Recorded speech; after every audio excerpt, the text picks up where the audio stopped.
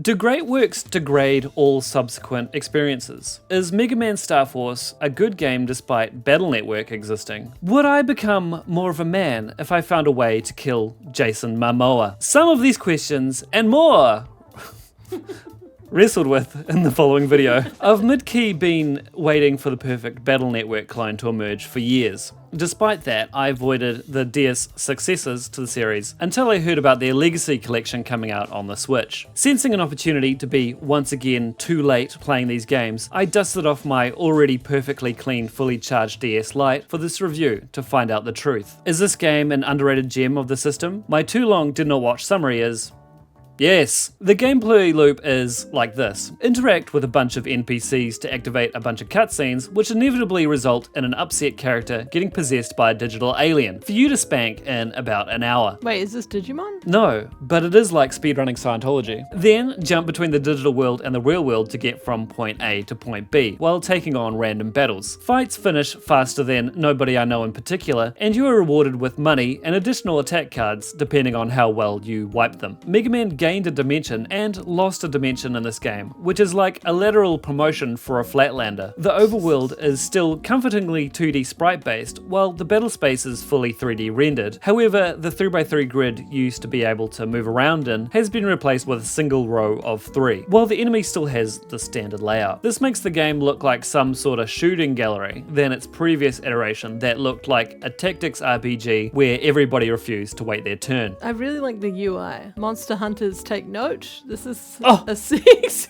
UI. Everyone always coming for Monster Hunter. Very briefly, combat works like so. Wait for a bar to fill up and pause combat to pick a bunch of cards from a deck you've created. Unpause and blow your load at the enemy and pray you don't miss. Otherwise, do chip damage with your pea shooter and move around to avoid incoming attacks. If all else fails, ranged attacks can be blocked with the shield button. Also, pressing down will lock you onto enemies in front of you and temporarily move you forward to do your attack, handy for wide sword strikes, etc. I avoided this series because I thought a transition to a simplified battle mode would make it a lesser experience. And while I still think that that's true, they've still managed to make an incredibly addictive gameplay loop that makes every single random battle a joy to be a part of, which is all that really matters. The storyline works through boss of the week story beats, punctuated by your character always having to go to bed after anything interesting happens. I do the same thing, actually. Honestly, when interesting thing happens in my life, I'm like, wow, I'm tired now. I need to go to bed. Time to go to bed. Especially if I've eaten a sandwich. What's the interesting part of the sandwich? I just can't handle gluten anymore.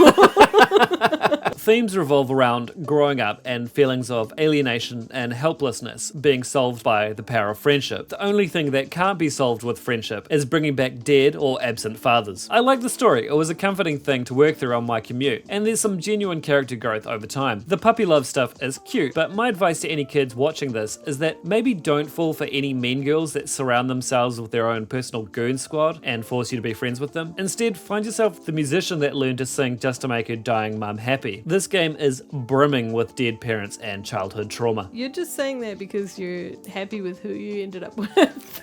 Well, you know what? It's not my fault that I made top tier choices. And I suggesting to everyone else. Look at me. I'm not with the hot bitch, but I'm happy. Yeah. A major pain point in the original games was having no fucking clue where to go next. Now the digital world is mostly overlaid with the real world, which you can see with the tap of a button or fully jack into. Before they existed in gigantic empty spaces where the only way to remember where you were was by memorizing the constellation of right angles on your screen. Being able to reliably tell where you are makes navigation so much easier, which is a stupid sentence to say. Like, right? It's such a redundant sentence to say. What was that? I wasn't listening.